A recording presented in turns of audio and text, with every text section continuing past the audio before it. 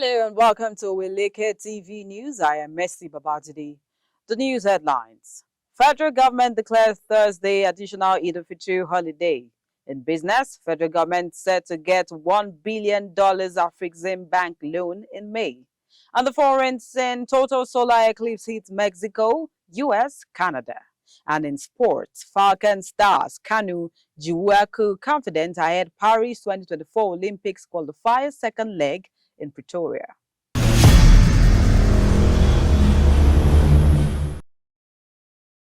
Welcome back. Now the news in details. The federal government has declared Thursday, April 11, 2024 as additional public holiday to commemorate Eid-el-Fitr. This was made known in a statement signed by the Permanent Secretary, Ministry of Interior, Dr. Aishatu Ndeyako, shared on the ministry's X account today.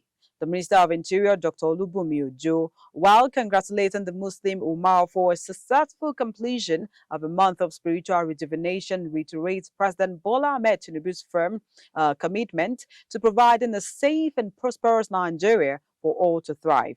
Now, Saudi Arabia on Monday said the crescent of Shawwal has not been sighted, indicating that the fasting will continue on Tuesday. It also added that the Eid-el-Fitr would hold on Wednesday, April 10, to mark the beginning of the new Islamic month.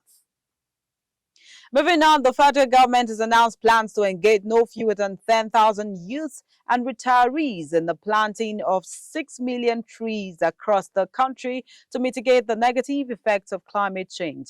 Now, this was made known by the Minister of State for Environment and Ecological Management, Dr. Isiaq Salako, in an exclusive interview with newsmen. He explained that the program is meant to create jobs for the unemployed and provide economic benefits to retired persons, while also addressing the pressing issue of environmental degradation. Alausa further said that the tree planting program would be carried out in phases with a focus on areas that have been affected by deforestation and desertification. Rising from a meeting of its stakeholders, the Nigerian Labour Congress on Monday voided the national convention that returned the national chairman of Labour Party, Julius Abure, and his National Working Committee. To fill the vacuum, the stakeholders said the Congress would set up a transition committee to oversee the affairs of the party pending when new officers will be elected in 3 months. The resolution taken by the unionists on Monday also raised concerns on the need to conduct a forensic audit of Labour Party bank accounts in line with the demand of its presidential candidate Peter Obi, following allegations of corruption, forgery, and fraud leveled against the leadership of the party. The vote of no confidence passed in Abure and his NWC comes a few hours after scores of Labour Party supporters took to the streets of Abuja to protest harassment and continuous interference in the affairs of the party. Now let's go on a short break. We'll be right back. Follow us on our social media handles at Oweleke TV. Visit our website at www.oweleketv for a thrilling journey. Oweleke TV, rising star at the fairground.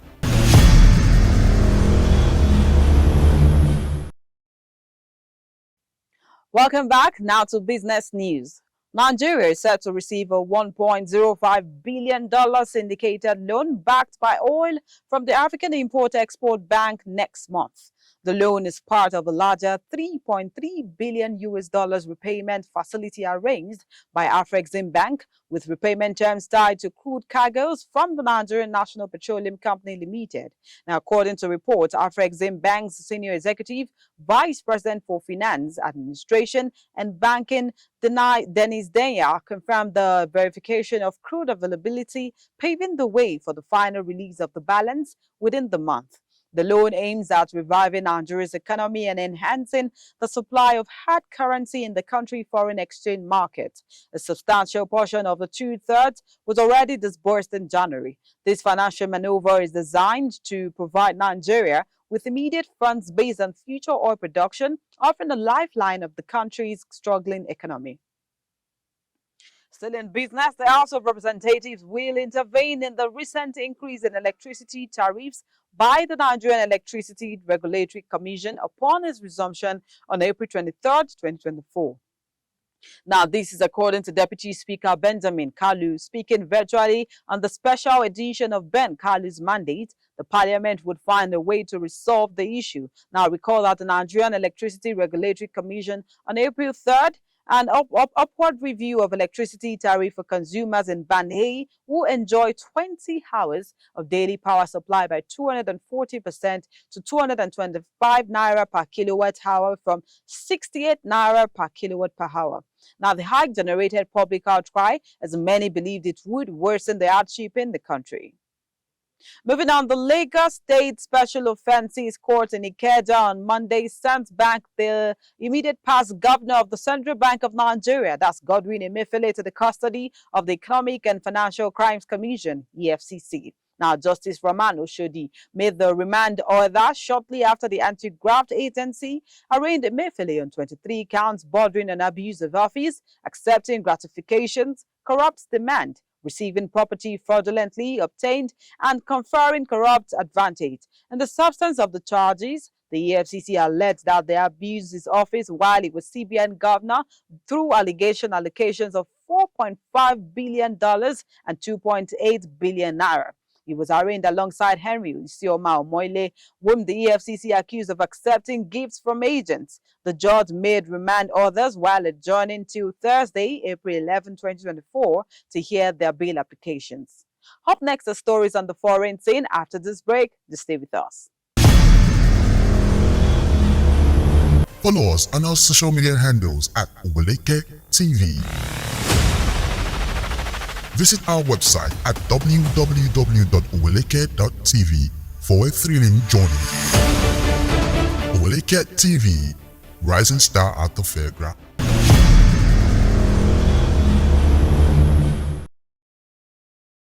Welcome back now to Foreign Scene. Eclipse mania gripped North America on Monday as a breathtaking celestial spectacle observed by tens of millions of people offered a rare convergence of commercial and scientific opportunities and an excuse to party. The moon's shadow plunged the Pacific coast of Mexico into total darkness at 11:07 a.m. local time and swept across the United States at supersonic speed before it returned to the ocean over Canada's Atlantic coast just under an hour and a half after landfall. Now, Mexican President Andrés Manuel López Obrador visited Sinaloa to witness firsthand the eclipse from the resort of Mazatlan, describing the event as a very beautiful, unforgettable day, and thousands gathered in Mexico City just outside the path of totality. Now, this year's path of totality is 115 miles, that's 185 kilometers wide, and home to nearly 32 million Americans, with an additional 150 million living less than 200 miles from the strip. Now, the next total solar eclipse that can be seen from a large part of North America won't come around until 2044. In entertainment, Water and Garri, Nollywood blockbuster featuring Nigerian singer Tiwa Savage in a first acting role, is set to premiere on May 10th. Now, director of the film, Meji Alabi, made the announcement on his Instagram page. The star-studded movie features Tiwa Savage in an acting debut alongside other Nollywood actors, including Jemima Osunde, Mike Afolarin, and Andrew Bunton. Water and Garri is inspired by Tiwa Savage's second EP song of same title that was released in 2021. In the 5-track EP, the singer explores themes of love, identity, and self-discovery, all which will appear in the anticipated film. According to the producers, the plot of Water and Garri follows the tale of Aisha, an ambitious fashion designer with a budding career in the United States. She, however, returns to her native home after 10 years following a family bereavement.